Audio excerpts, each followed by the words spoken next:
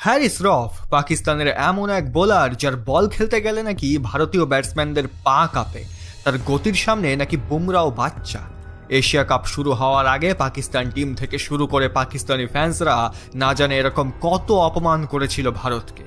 আসলে 2022 সালে বিরাট কোহলির বেদম প্রহার হ্যারিস রফ যে এত তাড়াতাড়ি ভুলে যাবে সেটা কেউ ভাবতেও পারেনি।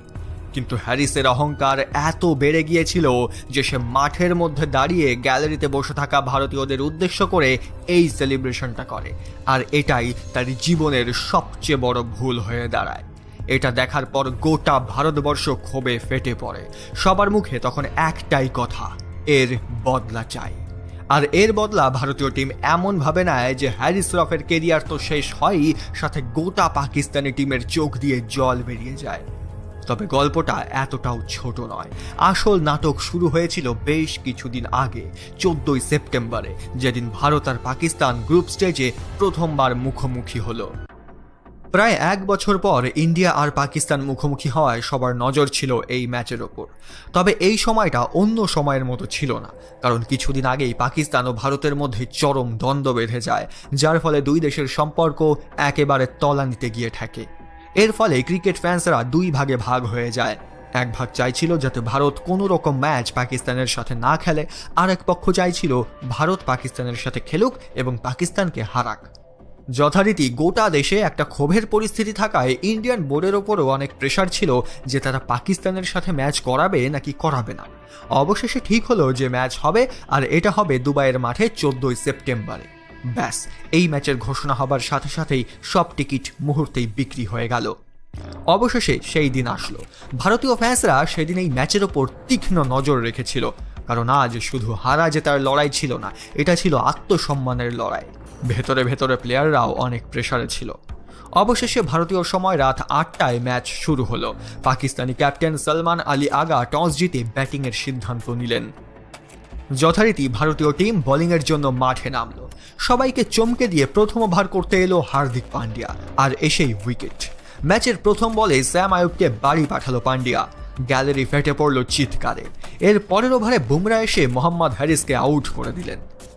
মাত্র 5 রানে পাকিস্তানের 2 উইকেট পড়ে গেল। এবার ব্যাটে নামলো ফাকর জামান, সে এসে কিছু বাউন্ডারি মারল। অন্যদিকে সাহেবজাদা ফারহানও কিছু 4-6 মেরে পাকিস্তানের ইনিংসকে ব্যালেন্স করল। কিন্তু ভারতীয় বোলারদের দাপটে ফাকর জামান বেশিক্ষণ টিকতে পারল না। 8 নম্বর ওভারে অক্ষর পটেল তাকে আউট করে প্যাভিলিয়নে ফেরত পাঠালেন। এবার নামলো পাকিস্তানের ক্যাপ্টেন সলমান আলী আগা। পাকিস্তানের অবস্থা তখন এমনিতেই খারাপ ছিল। পাকিস্তানের দর্শকরা ভেবেছিল তাদের ক্যাপ্টেন এসে ঝড় তুলবেন, কিন্তু হলো তার উল্টোটা। সে এসে একের পর এক ডট বল খেলতে লাগলো, আর 10 নম্বর ওভারে অক্ষর পটেলের বলে আউট হয়ে গেল। মাত্র 12 বলে 3 রান করে সে যখন ড্রেসিং রুমে ফেরতে যাচ্ছিল, তখন তার মুখ লজ্জায় নিচু হয়ে গেল। এটা দেখে ভারতীয় দর্শকরা তো হাসাহাসি করছিলই, পাকিস্তানি দর্শকরাও তার উপর ক্ষোভ প্রকাশ করল। 10 ওভার শেষে পাকিস্তানের রান ছিল 49, 4 উইকেটের বিনিময়ে। দেখে মনে হচ্ছিল পাকিস্তানি ব্যাটসম্যানরা ভারতীয় বোলারদের সামনে হাঁটু গেড়ে দিয়েছে। তবে এখনও 10 ওভার বাকি থাকায় সবাই ভেবেছিল পাকিস্তান অন্তত 150 রানের টার্গেট তো দেবেই। কিন্তু তাদের এই আশা দুরাশায় পরিণত হলো 13 নম্বর ওভারে, যখন কুলদীপ যাদব এসে পরপর 2 বলে 2টো উইকেট ছিনিয়ে নিল। পাকিস্তানের রান এই সময় 65-তে 6। 2 বল আগে যারা ভাবছিল 150 রানের ওপরে যাবে, তারা এখন ভাবতে লাগলো 100 রান হলেই অনেক। ভারতীয় বোলিং অ্যাটাক পাকিস্তানি ব্যাটিংয়ের কোমর ভেঙে দিয়েছিল। তবে সেই দিন পাকিস্তানি বোলার শাহিন আফ্রিদি একটা অস্বাভাবিক ইনিংস খেললেন। তিনি বেশ কয়েকটি 4-6 সিঙ্গেল ডাবল নিয়ে প্রায় 33 রান করে ফেললেন, যার দৌলতে 20 ওভার শেষে পাকিস্তান 127 অব্দি পৌঁছালো 9 উইকেটের বিনিময়ে। বুমরা এবং অক্ষর পটেল 2টি করে উইকেট নিল, কুলদীপ নিল 3টে, আর বরুণ আর হার্দিক পান্ডিয়া 1টি করে। ভারতের সামনে টার্গেট ছিল মাত্র 128 রান। ভারতের খতরনাক ব্যাটিং লাইন আপের সামনে এই রান খুবই কম ছিল। কিন্তু যেহেতু ইন্ডিয়া ভার্সেস পাকিস্তানের খেলা, তাই সবাই একটু টেনশনে ছিল, কারণ ক্রিকেটে যে কোনো কিছু হতে পারে। দেখতে দেখতে ভারতের ব্যাটিং শুরু হলো। ওপেনিং করতে নামলেন 2 ওপেনার অভিষেক শর্মা আর শুভমান গিল। অপর প্রান্তে বল হাতে পাকিস্তানের premium fast bowler Shaheen Shah Afridi. Abhishek নতুন ছেলে, তাই আফ্রিদি ভেবেছিল প্রথম বলেই তার উইকেটটি নিয়ে নেবে, কিন্তু হলো তার উল্টো। প্রথম বলেই অভিষেক ব্যাট ঘোরালো আর বল সোজা বাউন্ডারির বাইরে 4 রান। পরের বলে কভারের ওপর দিয়ে বিশাল বড় 6। গ্যালারিতে থাকা ইন্ডিয়ান দর্শকরা অভিষেক অভিষেক বলে চিৎকার করতে লাগলো। অন্যদিকে শাহিন শাহ হাঁ করে দাঁড়িয়ে দেখছে, যেন সে বিশ্বাস করতে পারছে না যে কি হলো। অভিষেক এবং শুভমান গিল প্রথম থেকেই পাকিস্তানি বোলারদের বেদম প্রহার করতে থাকলো। তবে দ্বিতীয় ওভারে ভারতের প্রথম ঝটকা লাগলো যখন গিল আউট হয়ে গেল। সবাই ভেবেছিল এবার রান চেপে যাবে, কিন্তু হলো তার উল্টোটা। অভিষেক শর্মা আবার শাহিনকে মেরে 4-6-এর বন্যা বইয়ে দিল। অভিষেক এত নির্ভয়ে ব্যাটিং করছিল যে গ্যালারির দর্শকরা তার ব্যাটিং দেখে মুগ্ধ হয়ে যায়। সামনে কোন বোলার বল করতে আসছে সেটা সে দেখছিল না, সবাইকে একই রকমভাবে 4-6 মেরে যাচ্ছিল। মাত্র 3 ওভার 2 বলে ভারতের রান পৌঁছে গেল 44-এ। পাকিস্তানের এই করুণ অবস্থা দেখে বেশিরভাগ পাকিস্তানি দর্শকই তখন স্টেডিয়াম ছেড়ে পালাচ্ছিল, কারণ তারা বুঝতে পেরেছিল যে সেই সব দিয়ে স্টেডিয়ামে থাকলে ভারতীয় দর্শকদের কাছে কথা শুনতে হবে। যাই হোক, ডিসিশন খারাপ ছিল না, কিন্তু অভিষেক সবে তার হাত খোলা শুরুই করেছিল, ঠিক তখনই স্যাম আইয়ুবের একটি বলে সে আউট হয়ে গেল। এখন 44-এ ভারতের 2 উইকেট পড়ে গিয়েছিল। পাকিস্তান একটু হাঁপ ছেড়ে বাঁচল, কারণ যেভাবে অভিষেক শর্মা তাদের ধোলাই করছিল তাতে এই ম্যাচ 10 ওভারের মধ্যে শেষ হয়ে যেতে পারত। এবার পিচে ব্যাটিং করছিল তিলক ভার্মা আর সূর্যকুমার যাদব, আর এই দুজন মিলে এমন পার্টনারশিপ করলো যে পাকিস্তানের ঘাম ছুটে গেল। সেই অভিষেক শর্মা আউট হওয়ার পর আর কোনো উইকেট পাকিস্তান নিতেই পারল না। 13 নম্বর ওভারে গিয়ে তিলকের উইকেট পাকিস্তান পেল ঠিকই, কিন্তু ততক্ষণে ম্যাচ তাদের হাত থেকে চলে গেছে। 42 বলে ভারতের দরকার তখন মাত্র 30 রান, হাতে 7টা উইকেট। এটা দেখে সূর্যকুমার যাদব তার ঝোড়ো ব্যাটিং শুরু করলো। 4-6 মেরে পাকিস্তানের হাল বেহাল করে দিল। স্টেডিয়ামে তখন শুধু ইন্ডিয়া ইন্ডিয়া স্লোগান চলছে, আর পাকিস্তানের দর্শক যে কয়জন তখন উপস্থিত ছিল সবাই মুখে হাত দিয়ে বসে আছে। 15 ওভার শেষে ভারতের রান দাঁড়ায় 123, অর্থাৎ জিততে লাগে মাত্র 5 রান। আর সূর্যকুমার যাদব ঠিক তার পরের ওভারের শেষ বলেই একটা 6 মেরে ভারতকে ম্যাচ জিতিয়ে দেয়। অর্থাৎ পাকিস্তান যেই রান 20 ওভারে করেছিল, ভারত সেই রান 4 ওভার আগেই চেস করে ফেলে। তবে আসল ড্রামা শুরু হয় ম্যাচ জেতার পর। ম্যাচের শেষে পাকিস্তানি প্লেয়াররা ভারতের সাথে হাত মেলানোর জন্য দাঁড়িয়েছিল, কিন্তু সূর্যকুমার যাদব আর শিবম দুবে ম্যাচ জিতিয়ে সোজা ড্রেসিং রুমে চলে যায় এবং ড্রেসিং রুমের দরজা বন্ধ করে দেয়। পাকিস্তানি প্লেয়াররা হাঁ করে থাকে, কারণ তারা আশা করছিল ভারতীয় প্লেয়াররা তাদের সাথে হাত মেলাবে, যেমনটা প্রতিবার হয়, কিন্তু সেটা হয় না। এর ফলে তারা প্রচণ্ড হতাশ হয়ে যায়। পরের দিন মিডিয়াতে এই নিয়ে তোলপাড় শুরু হয়ে যায়। প্রত্যেকটা নিউজ পেপারে হেডলাইন হবার কথা ছিল ভারতের জয়, কিন্তু হেডলাইন হয় ভারত পাকিস্তানের সাথে হাত না মেলানোর ব্যাপারটা। এই লজ্জা যেন পাকিস্তান কোনো মতেই মেনে নিতে পারছিল না, কিন্তু তারা ভুলে গিয়েছিল যে তারা বর্ডারে আমাদের সাথে যা করেছে সেটার প্রভাব খেলার মধ্যে পড়তে বাধ্য। ভারত কেন হাত মেলায়নি এর জবাব চাওয়া হলে বিসিসিআই স্পষ্ট জানিয়ে দেয় যে খেলার মধ্যে এরকম কোনো নিয়ম নেই যে হাত মেলাতেই হবে, ফলে পাকিস্তানের আর কোনো কিছু করার জায়গা থাকে না। তবে এতে পাকিস্তানি টিমের ক্ষোভ আরও বেড়ে যায়। এখন তারা আরও একবার ইন্ডিয়াকে মুখোমুখি চাইছিল, আর তাদের এই আশা পূর্ণ হলো 21শে সেপ্টেম্বর এশিয়া কাপের সুপার 4-এ। সেই কন্ট্রোভার্সির প্রায় 7 দিন কেটে গিয়েছিল, আর এই 7 দিনে 2 দেশ যেন উত্তাল হয়ে উঠল। ভারতের করা সেই অপমান পাকিস্তান যেন কোনো মতেই ভুলতে পারছিল না। পাকিস্তানি মিডিয়া সকাল থেকে রাত অবধি ভারতের ওপর বিষ উগড়ে দিচ্ছিল। গোটা পাকিস্তান এর বদলা চাইছিল। তাই 21 তারিখের ম্যাচ গত 14 তারিখের থেকেও বেশি ইন্টারেস্টিং হয়ে ওঠে। এই দিন পাকিস্তানি প্লেয়াররা প্রতিজ্ঞা করে নেমেছিল যে ভারতকে হারিয়েই এই অপমানের বদলা নেবে তারা। কিন্তু সেই দিন যা হলো তাতে নাটক আরও বেড়ে গেল। সেই দিন পাকিস্তানের কাছে কোনো চয়েস ছিল না, হয় ভারতকে হারাতে হতো, না হলে ভরা স্টেডিয়ামে আবার অপমানিত হতে হতো। সূর্যকুমার যাদব টস জিতে ফিল্ডিং করার সিদ্ধান্ত নিল। যথারীতি প্রথমে ব্যাট করতে নামলো পাকিস্তান। সত্যি বলতে পাকিস্তান সেদিন ভালো ব্যাটিং করলো। পাওয়ার প্লের মধ্যে একটা উইকেট পড়লেও বাকি ইনিংসটা দারুণ খেললো তারা। প্রতি ওভারে 1-2 করে বাউন্ডারি কন্টিনিউ চলছিল। আগের দিন ভারতীয় বোলাররা যেভাবে পাকিস্তানি ব্যাটিংয়ের ওপর চাপ সৃষ্টি করে তাদের কোমর ভেঙে দিয়েছিল, সেটা 21 তারিখ পুরোপুরি উধাও। গ্যালারিতে বসে থাকা ভারতীয় দর্শকদের কপালে চিন্তার ভাঁজ পড়ে গেল, কারণ আজ যদি ভারত হেরে যায় তাহলে পাকিস্তান তাদের বদলা নিয়ে ফেলবে, আর এটা একটা ভারতীয় হয়ে কখনোই দেখা সম্ভব না। বুমরা, কুলদীপ যাদব সবাই যেন সেদিন ফ্যাকাশে হয়ে গেল। আপনারা শুনে অবাক হবেন যে বুমরা সেদিন 4 ওভারে 45 রান দিয়েছিল, কিন্তু একটি উইকেটও তুলতে পারেনি। অন্যদিকে কুলদীপ যাদবের জাদুও সেদিন দেখা যায়নি। এই দিন পাকিস্তান 20 ওভারে 171 রান করে 5 উইকেটের বিনিময়ে, যেটা একটা ভালো টোটাল ছিল। সবাই ভেবেছিল আজ পাকিস্তান জিতবে, কারণ 171 রান চেস করা পাকিস্তানি বোলিং অ্যাটাকের সামনে অতটাও সহজ হবে না, যেখানে হ্যারিস আর শাহিনের মতো প্রিমিয়াম বোলাররা আছে। ভারতের সামনে টার্গেট ছিল 172। এই অবধি সব ঠিকই ছিল, এতক্ষণ পর্যন্ত পাকিস্তানি প্লেয়াররা কোনো রকম সাড়া শব্দ করেনি। কিন্তু যখন তারা বোলিং করতে নামলো, তখন হ্যারিস রফ বাউন্ডারি লাইনে ফিল্ডিংয়ে দাঁড়িয়ে গ্যালারিতে বসে থাকা ভারতীয় দর্শকদের উদ্দেশ্য করে এই রকম অঙ্গিভঙ্গি দেখাতে লাগলো। আসলে সে বলতে চাইছিল 6-0, অর্থাৎ ভারত পাকিস্তান দ্বন্দ্বের সময় তারা 6টি রাফেলকে নাকি ভূপাতিত করেছে। কিন্তু তখনও সে বুঝতে পারেনি যে এই ভুল তার কেরিয়ার শেষ করে দেবে। এদিকে ভারতের ওপেনিং জুটি অভিষেক শর্মা আর শুভমান গিল ব্যাটিং করতে মাঠে নামে। এই দিনও শুরুটা হয় অভিষেকের 6 দিয়ে। শাহিন শাহ আফ্রিদির মতো সো কল্ড প্রিমিয়াম বোলারদের যেন কোনো মান ইজ্জতি রাখলো না সে। শুভমান গিলও ভাবলো আজ আমিও মারব, সেই মতো সেও মারা শুরু করলো। 6 ওভার শেষে উইকেট পড়া তো দূরের কথা, রান উঠে গেল 69। পাকিস্তানের ক্যাপ্টেন সলমান আলী আগা দাঁড়িয়ে দাঁড়িয়ে চুইংগাম চেবাচ্ছিল আর মনে মনে ভাবছিল আজ ম্যাচ হারলে তার পরিণতি কি হবে। পাওয়ার প্লের মধ্যেই একটা বিশাল মোমেন্ট ছিল। আসলে 5 নম্বর ওভারে বল করতে আসলো হ্যারিস রফ। হ্যারিস প্রথম থেকেই পাগল ছিল, তার মধ্যে অভিষেক এত 4-6 মারছিল যেটা দেখে সে হিংসায় জ্বলছিল। যথারীতি হ্যারিসের ওভারে অভিষেক 2টো বাউন্ডারি মারল। শেষ বলে যখন বাউন্ডারিটা মারল, তখন যেন হ্যারিস তার রাগ কন্ট্রোলে রাখতে পারল না, সে তেড়ে গেল অভিষেকের দিকে। উল্টো অভিষেক শর্মাও এগিয়ে এলো তার দিকে। দুজনের মধ্যে বেশ ভালোই গরমাগরম কথা হলো। তবে ঝামেলা বেশি দূর এগোনোর আগেই আম্পায়ার এসে দুজনকে আলাদা করে দিল। বেচারা হ্যারিস বল করে তো অভিষেককে আউট করতে পারলই না, উল্টে পাঙ্গা নিতে গিয়ে ডাহা ফ্লপ খেলো। অন্য কোনো বোলার হলে কি করতো, নিজের হার স্বীকার করে ঠান্ডা মাথায় বল করতো কিংবা ফিল্ডিং করতো, কিন্তু না, হ্যারিস রফের মধ্যে যেন ভারতীয়দের প্রতি ঘৃণা চরমে পৌঁছেছিল।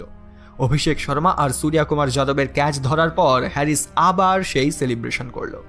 এদিকে অভিষেক যখন আউট হলো, তখন ভারত প্রায় ম্যাচ জিতেই গেছে। হ্যারিসের মধ্যে যদি একটুও লজ্জা থাকতো তাহলে সে সেই মুহূর্তে ক্যাচ ধরে সেলিব্রেশন করতো না।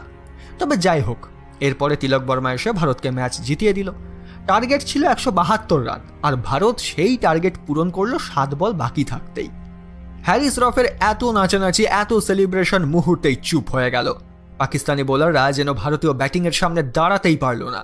যেখানে তাদের কথা ছিল বদলা নেওয়ার, সেখানে উল্টে তাদের সাথে প্র্যাঙ্ক হয়ে গেল। গোটা পাকিস্তানি টিম আবার হাঁ করে দাঁড়িয়েছিল হাত মেলাবার জন্য, কিন্তু তাদের সাথে এইবারও কেউ হাত মেলালো না। পরপর 2 বার হারার অপমান, তারপর হাত না মেলানোর অপমান। এত অপমান সহ্য করার ক্ষমতা একমাত্র পাকিস্তানেরই আছে। এদিকে ভারত পাকিস্তানকে হারিয়ে চুপচাপ ফাইনালে যাওয়ার রাস্তা পাকা করে নিল। অন্যদিকে পাকিস্তানের ফাইনালে যাওয়ার রাস্তা প্রায় ফুরিয়ে এসেছিল, তবুও ভাগ্যের জোরে তারা ফাইনালে উঠল। মনে হচ্ছিল বিধাতা যেন বারবার ভারত আর পাকিস্তানকে মুখোমুখি করাচ্ছে পাকিস্তানকে লজ্জা দেওয়ার জন্য। এবার আসলো 28 তারিখ, অর্থাৎ এশিয়া কাপের ফাইনাল। 41 বছর পর কোনো টুর্নামেন্টে ভারত আর পাকিস্তান মুখোমুখি হচ্ছিল ফাইনালে। গোটা দেশ এই ফাইনালের দিকে তাকিয়েছিল।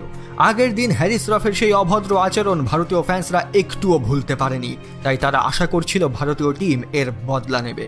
অন্যদিকে পাকিস্তানি টিমের কাছে এটা ছিল ডু অর ডাই ম্যাচ, অর্থাৎ এই ম্যাচে যদি পাকিস্তান জেতে তাহলে আগের সব অপমান ভুলে তারা ভারতকে অপমানিত করে ট্রফি নিজের ঘরে নিয়ে যাবে, আর যদি হারে তাহলে তাদের যে কি হবে সেটা তারা নিজেও জানে না। গোটা পাকিস্তান সেদিন টিভি খুলে বসেছিল ভারতকে হারতে দেখার জন্য। 2 টিমের মধ্যে শত্রুতা এতটাই বেড়ে গিয়েছিল যে টসের সময় 2 ক্যাপ্টেন একে অপরের সাথে হাত অবধি মেলায়নি। 28 সেপ্টেম্বর রাত 8টায় ভারত আর পাকিস্তান ম্যাচ শুরু হলো। ভারত টস জিতে প্রথমে ফিল্ডিং করার সিদ্ধান্ত নিল। এই দিন পাকিস্তানি ব্যাটসম্যানরা ছিল ফুল ফর্মে। প্রথম 9 ওভারে ভারত একটিও উইকেট তুলতে পারল না, তাই দর্শকদের চিন্তা ক্রমশ বেড়েই চলছিল। 9 ওভারে পাকিস্তানের রান ছিল 77, কিন্তু 10 নম্বর ওভারে বরুণ চক্রবর্তী এসে তাদের ওপেনার শেহজাদা ফারহানের উইকেটটা নিয়ে নেয়। ব্যাস, এখান থেকেই শুরু হয় পাকিস্তানি ইনিংসের ধসনামা। 13 নম্বর ওভারে বল করতে আসে কুলদীপ যাদব, আর এসেই স্যাম আয়ুবের উইকেট তুলে নেয়। তখন পাকিস্তানের রান ছিল 113, 2 উইকেটের বিনিময়ে। আর এরপর যা হলো সেটা পাকিস্তান কোনো দিনও মনে রাখতে চাইবে না। পাকিস্তানি ব্যাটিংয়ে এমন ধসনামা শুরু হলো যে পরের 33 রানে 8 উইকেট পড়ে গেল। হ্যাঁ, ঠিকই শুনেছেন, পরের 33 রানে 8 উইকেট, অর্থাৎ 20 ওভারে পাকিস্তানের রান দাঁড়ালো 146। যেই রান একসময় মনে হচ্ছিল 180-90 হবে, সেই রান থেমে গেল 146-এ। ভারতের বোলিংয়ের সময় সবচেয়ে উত্তেজনার মুহূর্ত ছিল 18 নম্বর ওভার, কারণ সেই ওভারে বুমরা বল করতে আসে আর ওভারের শেষ বলে হ্যারিস রফকে বোল্ড করে এই সেলিব্রেশনটা করে। এটা দেখে হ্যারিস রফ এত রেগে গিয়েছিল যে পেছনে ঘুরে তাকানোর সাহস পায়নি। এই সময় গোটা গ্যালারি যেন ফেটে পড়ল চিৎকারে। অন্যদিকে পাকিস্তানি সমর্থকদের মাথায় হাত, কারণ এই নিয়ে এশিয়া কাপে 3 বার মুখোমুখি হচ্ছে ভারত পাকিস্তান, তাও আবার একই টুর্নামেন্টে, আর এটা ছিল গ্র্যান্ড ফাইনাল। বুমরা তো হ্যারিসের প্রতিশোধ অর্ধেক নিয়েই নিয়েছিল, তবে এখনও অর্ধেক নেওয়া বাকি ছিল। এই রান ভারতীয় টিমের কাছে সেমন বড় একটা টোটাল ছিল না, কিন্তু যেহেতু এটা ফাইনাল আর বিপক্ষ টিম পাকিস্তান, তাই যে কোনো কিছু হতে পারে। যথারীতি ভারতের তরফ থেকে ওপেনিং করতে নামলেন অভিষেক আর শুভমান গিল। সবাই আশা করছিল অভিষেক আজও পাকিস্তানকে ধুয়ে দেবে, কিন্তু সবার আশায় জল ঢেলে অভিষেক প্রথমেই আউট হয়ে গেল। অভিষেকের পর একে একে সূর্যা কুমার যাদব, শুভমান গিলও আউট হলো। তখন ভারতের রান ছিল 20-তে 3। এটা এমন সময় ছিল যখন ভারতীয় দর্শকরা ভেবেছিল ভারত আজ হেরে যাবে, কিন্তু ভারতের ড্রেসিং রুমে কিছু বীর জওয়ানদের আশা এখনো বাকি ছিল। তিলক ভার্মা আর সঞ্জু স্যামসং এসে ইনিংসের হাল ধরলেন। দুইজন মিলে একটা পার্টনারশিপ গড়ে তুললেন। এদিকে পাকিস্তানি দর্শকরা চিল্লিয়ে মাথা খেয়ে নিচ্ছিল। অন্যদিকে সঞ্জু আর তিলক মিলে 57 রানের পার্টনারশিপ করে, কিন্তু 13 নম্বর ওভারে একটি খারাপ শট খেলে সঞ্জু আউট হয়ে যায়। এখন ম্যাচ এমন পর্যায়ে ছিল যেখান থেকে দুটো টিমই জিততে পারত, কিন্তু ক্রিকেট ভাগ্য দিয়ে নয়, বরং নিজের ওপর বিশ্বাস আর পারফরমেন্স দিয়ে জিততে হয়। তিলক ভার্মা তখনও ক্রিজে ছিল, আর তার সাথী হিসাবে আসলো শিবম দুবে। আজকের ম্যাচে হার্দিক পান্ডিয়া না থাকায় সবার টেনশন বাড়ছিল। অন্যদিকে সেই বিরাট কোহলির 2022 সালের ইনিংসটাও মনে পড়ছিল। আসলে এই সময় ভারতের সেরকমই একজন দরকার ছিল যে ইনিংসটাকে শেষ পর্যন্ত নিয়ে গিয়ে জেতাতে পারে। তিলক ভার্মা আজ সেই বিরাট কোহলির কাজটাই করছিল। যথারীতি শিবম দুবে আর তিলক ভার্মা মিলে ইনিংসটাকে এগিয়ে নিয়ে যেতে থাকে। শেষ মুহূর্তে 12 বলে দরকার ছিল 17 রানের, কিন্তু 19 নম্বর ওভারের শেষ বলে শিবম দুবে একটি বড় 6 মারতে গিয়ে বাউন্ডারি লাইনে ক্যাচ দিয়ে বসে। অর্থাৎ এখন 6 বলে দরকার 10 রান। ভাগ্যের কি পরিহাস দেখুন, শেষ ওভার করতে আসলো সেই হ্যারিস রফ, যে এতদিন ভারতকে শুধু অপমান করে গিয়েছে। আজ তার হাতে গোটা পাকিস্তানের ভাগ্য ছিল, আর ভারতের ভাগ্য ছিল তিলক ভার্মার হাতে। দেখে মনে হচ্ছিল ভগবান যেন আগে থেকেই সবকিছু ঠিক করে রেখেছিল। এই ওভারেই সব হিসাব কিতাব বরাবর হবে। হয় এই ওভারে হ্যারিস রফের অহংকার জিতবে, না হয় ভারত হ্যারিসের অহংকার এবং পাকিস্তানের দম্ভ চুরমার করে ট্রফি তুলবে। পাকিস্তানি দর্শকরা কনফিডেন্ট ছিল যে হ্যারিস ম্যাচটা জিতিয়ে দেবে, কিন্তু স্ট্রাইকে ছিল তিলক ভার্মা। হ্যারিসের প্রথম বলেই এলো 2 রান। এখন 5 বলে দরকার 8 রান। সবার বুক ধকপক করছে, কারণ এই মুহূর্তে যদি তিলক ভার্মা আউট হয়ে যায় তাহলে সব শেষ। যথারীতি হ্যারিস রফ দ্বিতীয় বলটা করল। তিলক ভার্মা ঘুরে গিয়ে সজোরে ব্যাট চালালো, বল উঠে গেল সোজা আকাশে। সবাই ভাবলো ক্যাচ হয়ে যায় কিনা, কিন্তু না, বল সোজা গিয়ে পড়ল বাউন্ডারির ওপারে। 6 রান। ভারতীয় ড্রেসিং রুম এবং ভারতীয় ফ্যান্সরা উল্লাসে ফেটে পড়ল। এখন 4 বলে দরকার 2 রান। 3 নম্বর বলে একটা সিঙ্গেল হলো। এবারে স্ট্রাইকে আসলো রিঙ্কু সিং, যে এশিয়া কাপে একটি ম্যাচও খেলার সুযোগ পায়নি। তার কাছে সুযোগ এলো এশিয়া কাপের ফাইনালের শেষ রান তোলার। আর কি, হ্যারিস রফের পরের বলে রিঙ্কু সজোরে ব্যাট চালালো, বল চলে গেল সোজা ফিল্ডারের মাথার ওপর দিয়ে বাউন্ডারিতে। 4 রান। আর এরই সাথে ভারতের ডাগআউট থেকে প্লেয়াররা দৌড়ে এসে তিলক আর রিঙ্কুকে জড়িয়ে ধরলো। হ্যারিসের অহংকারের পতন হলো সেদিন। ফাইনাল ম্যাচে হ্যারিস রফ কত রান খেয়েছিল জানেন? মাত্র 3.4 ওভারে 50 রান। হ্যারিস হয়তো সেদিন হাড়ে হাড়ে টের পেয়েছিল যে ভারত কি জিনিস। পাকিস্তানি প্লেয়াররা কাঁদতে কাঁদতে মাঠ ছাড়ল। অন্যদিকে যে সমস্ত পাকিস্তানি ফ্যান্সরা স্টেডিয়ামে ছিল, তারা যে কি লজ্জা নিয়ে স্টেডিয়াম ত্যাগ করেছে সেটা তারাই জানে। এই ম্যাচ দেখে পাকিস্তানের মানুষ টিভি ভাঙচুর করতে থাকে। সবাই হ্যারিস রফকে যা ইচ্ছা তাই বলে অপমান করে। যেই বিশেষজ্ঞরা এতক্ষণ হ্যারিস রফের গুণগান করছিল, তারাও এখন বলতে থাকে হ্যারিসকে এখনই টিম থেকে বের করে দেওয়া হোক। কেউ কেউ তো এটাও বলছিল যে ভারত আমাদের বাপ ছিল আর বাপই থাকবে, আমরা কোনোদিন ভারতের সাথে জিততে পারবো না। যদিও ভারত এই নিয়ে কোনোদিনও গর্ব করেনি, ভারত শুধু পারফরমেন্স দেখিয়েছে। তবে টুর্নামেন্টের সবচেয়ে বড় নাটক এখনো বাকি ছিল। জেতার পরও ভারত ট্রফি হাতে পায়নি। ভারতীয় প্লেয়াররা মাঠের এক কোনায় বসেছিল। আসলে ভারতের দাবি ছিল যে তারা পাকিস্তানি স্বরাষ্ট্রমন্ত্রী মহসিন নকভির কাছ থেকে ট্রফি নেবে না, কিন্তু মহসিন নকভি নিজের জেদে অনড় ছিল। তার বক্তব্য ছিল ট্রফি যদি নিতে হয় আমার হাত থেকেই নিতে হবে, আর না হলে আমি ট্রফি দেব না, আমি সঙ্গে করে নিয়ে যাব। আর সেটাই হলো। ভারত জিতেও ট্রফি পেল না, আর মহসিন নকভি ট্রফি নিয়ে পালিয়ে গেল। ভারতীয় প্লেয়াররা এশিয়া কাপ ফাইনালের ট্রফি ছাড়াই সেলিব্রেশন করলো। ক্রিকেটের ইতিহাসে এই প্রথমবার কোনো টিম জেতার পরও তাদের ট্রফি পেল না, আর এটা নিয়ে পরের দিন গোটা দেশে হই হুল্লোড় পড়ে গেল। গোটা মিডিয়া এই নিয়ে প্রশ্ন করতে লাগলো, কিন্তু পাকিস্তানের স্বরাষ্ট্রমন্ত্রীর যেন কোনো কথা গায়েই লাগলো না। অনেকে তো তাকে ব্যঙ্গ করে বলছিল ভাগ্য ভালো ম্যাচটা লাইভ হয়েছিল, না হলে সে পাকিস্তানের ট্রফিটা দেখিয়ে বলতো পাকিস্তান ফাইনাল জিতে এসেছে। তবে ভারত ট্রফি না পেলেও তারা ম্যাচ জিতে প্রমাণ করেছিল যে তারা এশিয়ার চ্যাম্পিয়ন, আর গোটা এশিয়া কাপে ভারত পাকিস্তানকে যে অপমান করেছিল সেটা তারা কোনো দিনই ভুলতে পারবে না। বাকি বন্ধুরা, আপনাদের কি মনে হয় পাকিস্তানকে উচিত শিক্ষা দিয়ে ভারত কি ঠিক করেছে? নিচে কমেন্ট করে জানান।